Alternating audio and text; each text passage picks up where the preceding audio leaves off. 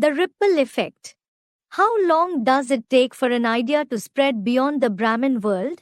जैसे कुछ भी फाउंडेशन है वो ब्राह्मणों की दुनिया में पड़ गया तो कितने टाइम बाद वो बाहर की दुनिया में दिखाई पड़ेगा?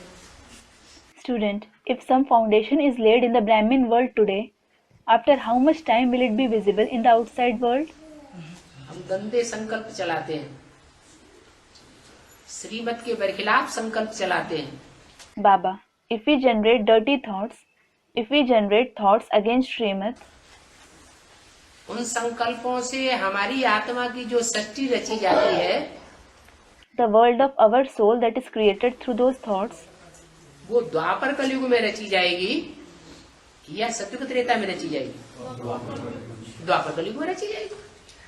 will it be created in the copper and the iron age or in the golden and the silver age? It will be created in the copper and the iron age. और जो सत्संकल्प चलाते हैं, श्रीमत के अनुकूल चलाते हैं, And the true thoughts that we have, the thoughts which we have according to Srimad, उसमें मन मत मिक्स नहीं होती, मनुष्यों की मत मिक्स नहीं होती. those in which the opinion of our mind and the opinion of human beings isn't mixed, ऐसे संकल्प जो चलाते हैं उसमें तीव्रता होगी या धीमी गति होगी? तीव्रता होती.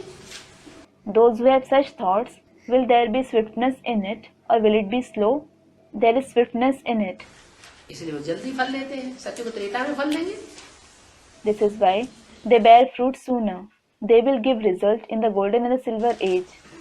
और वैसे भी And anyways, कर्मों की गुह्य गति का यही हिसाब है this is the very calculation of the deep dynamics of karma.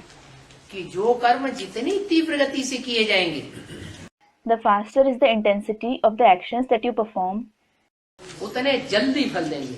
the sooner they will give result. और जो कर्म जितनी धीमी गति से किए जाएंगे, And the slower is the pace of the actions that you perform, उतने अनेक जन्मों के बाद फल देंगे. they will give result after many births. जो कर्म मन की पूरी पावर लगा करके, तन की पूरी पावर लगा करके, धन की पूरी पावर लगा करके, वाचा की पूरी पावर लगा करके, माने मनसा वाचा कर्मणा तीनों की पूरी पावर लगा करके तीव्रता से किए जाएंगे, वो जरूर जल्दी फलीभूत हो जाएंगे. The actions that are performed after investing the entire power of the mind, body, wealth and speech, meaning those which are performed intensely after investing the entire power of all the three, that is mind, speech and actions, they will definitely give results sooner. ईश्वरीय सेवा में भी ऐसे ही है. It is the same with the Ishwariya service too.